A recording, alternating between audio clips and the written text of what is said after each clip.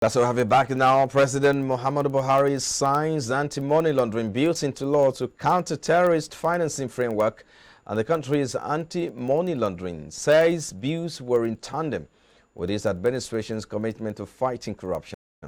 The bills include the Money Laundering Prevention and Prohibition Bill, a Terrorism Prevention and Prohibition Bill 2022, and the Proceeds of Crime Recovery and Management Bill, all in 2022, have been signed into law by the President. What are some of the highlights of the bills and the change it's likely to reflect in the financial or banking sector? So we take a look at some of the highlights now and what is likely to create ahead of the 2023 elections. Let's get talking now. Mr. Yomi Okeashiwaju is a public affairs analyst. He joins us now via the telephone. Thank you for your time. We appreciate you.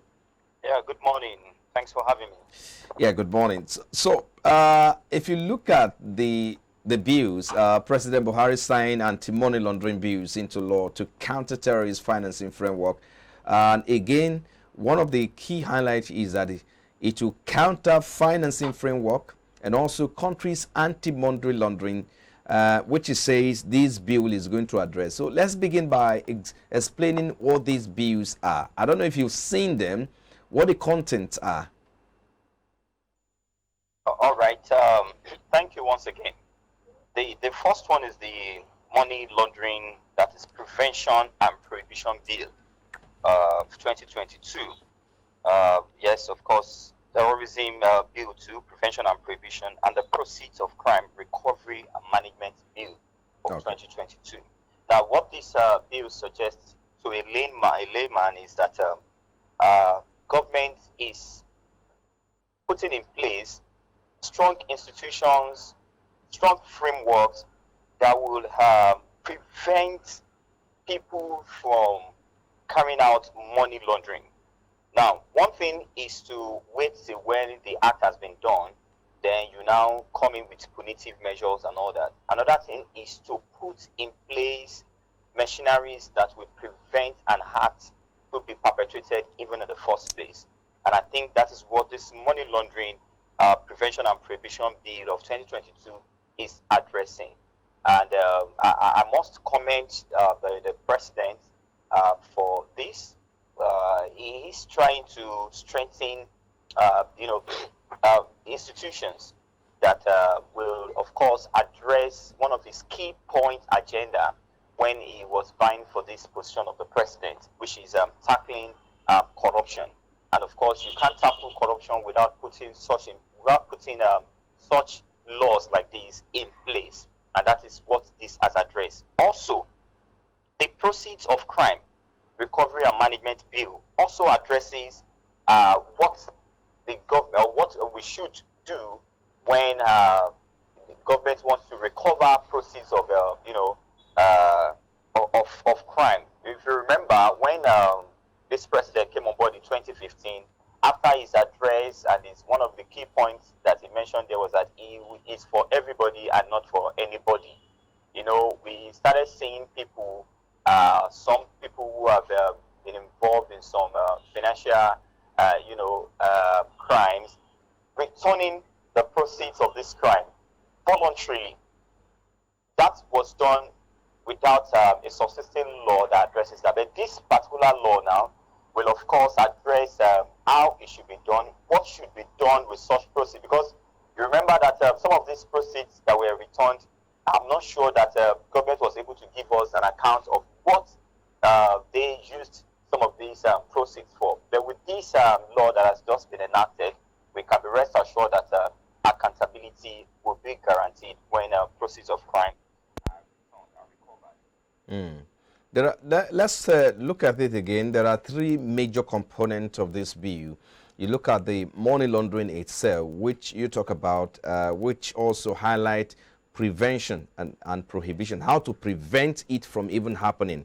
And then the other one is terrorism, that is financing terrorism framework, which is also about prevention and prohibition.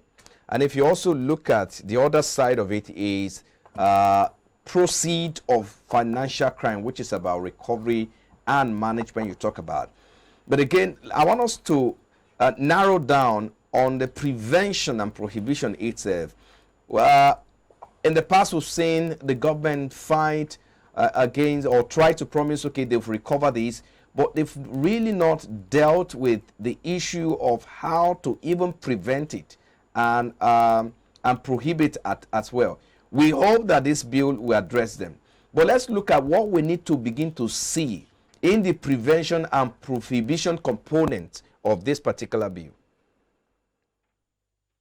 One thing is to put up a structure or put up a machinery in place, check a particular trend, and then another thing is to pay attention to the enforcement of such law. That was why I wanted to. Okay. Mr. Yomi, we're just going to take a quick break. Pardon me, we'll just take a quick break. And when we come back, we will continue from that thought, please. Please stay with us. We'll be back in a moment. This is Business Breakfast.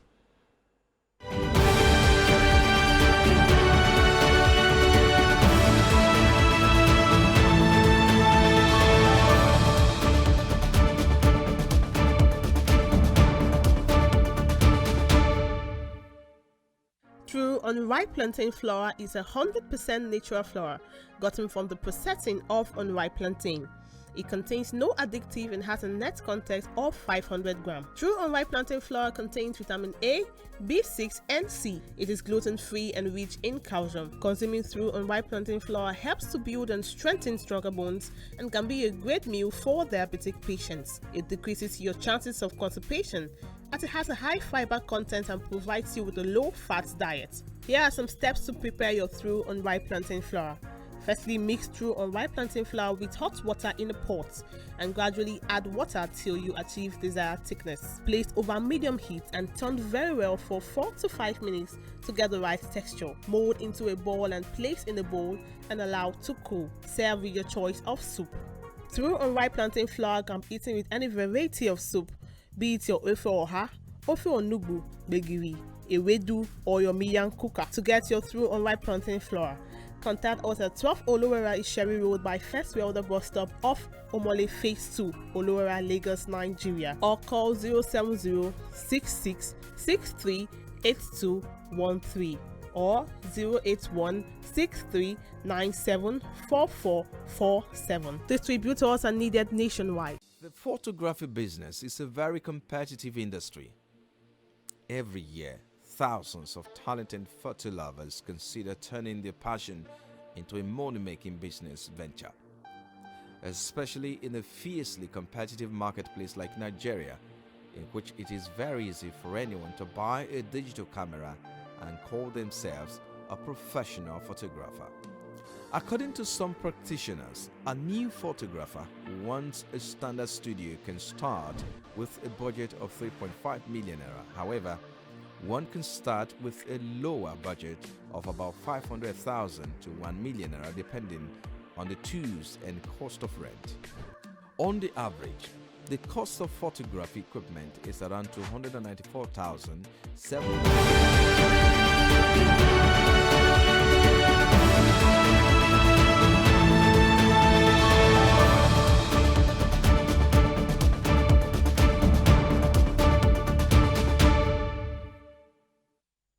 Glad to have you back now. We're still looking at President Buhari's anti-money laundering bills, which has been signed into law. Mr. Yomi Okeashiwaju is a public affairs analyst. He's been with us on the show. Thank you for your time. Let's continue from where we stopped before we went on break. Okay. Looking at what we should be seeing, especially prevention is very, very key here. If you can't talk about how to deal with this issue by preventing it from happening, you'll be wasting your time about recovery and management as well. Now, thank you. One of the things that we have seen so far is that President Muhammadu Buhari is trying to see to it that he puts in place very strong institutions that can address the issue of corruption in this country. But the question some of us are asking is, has the president himself shown very strong commitment to the enforcement of some of these laws that are being enacted?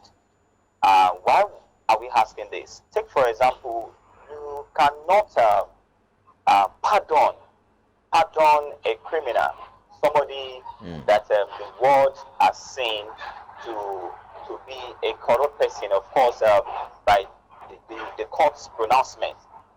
And this person, because he's a politician, the president, without recourse to even what the people will say, pardon such a person. The signal you are sending to people out there is that whenever they also commit a similar crime and they tend to align politically, they might get a pardon as well. And so it's more like we are strengthening the institution, but we are also weakening the enforcement of some of these laws. You know, 1 step forward, 5 steps backward. That is exactly what is being played out. It's a good thing to have the laws in place, but we are saying if it is not well implemented, if people still see that it's being treated, some of these issues are being treated with kids' glove, then you can't guarantee that we would actually prevent what we intend to prevent in the real sense, because we have not shown very, very serious commitment to preventing it. So for me, enacting the law is not just enough. People want to see a very strong political will on the part of those who are supposed to carry out, or people who are supposed to ensure that these laws are adhered to. So we want to see that political will, so that we will not be 1 step forward and 5 steps backward. We have laws in fact, several. You agree with me that we have several laws in place and that addresses some of these our social issues, social crises, and one will still wonder, why do we still have prevalent records of some of these things? It's because we have not shown sincere commitment to the enforcement of this law. So your suggestion is that we should make it heavier. The presidency should ensure that the punishment is heavier than what we're seeing. That's your conclusion there. But let's look at the bank. It's not even about having a heavier, what do you call it? Heavier punishment or measures. Heavier punishment. No, it's not even about that. Okay, the man that was sentenced the other time, he got a heavier punishment. But why did we have to pardon him in the middle of his sentence and all that? So it shows that some things must have happened in the back room that we are not privy to as citizens, and we wonder what it could be if not for political reasons. Okay, let's quickly look at this as we wrap it up now. The banking sector is there. This money or crime being committed cannot be done without the assistance of the banks, because banks are financial institutions being used to siphon this money. You can't just take them out like that. What exactly do you want to see in terms of addressing this involvement of the banking sector as well? I want to see strict enforcement. Of course, before now, banks are meant to report cases of a particular amount of money that is beyond some certain threshold. If they find it in their account, they're supposed to report it to EFCC. I think it's 5 million for individual. I don't know how much for corporate organizations. The question is, are the banks doing that truly? Are they reporting this? Do you understand what I'm saying? So it's not just about putting the laws in place. For me, it's about sincere commitment to the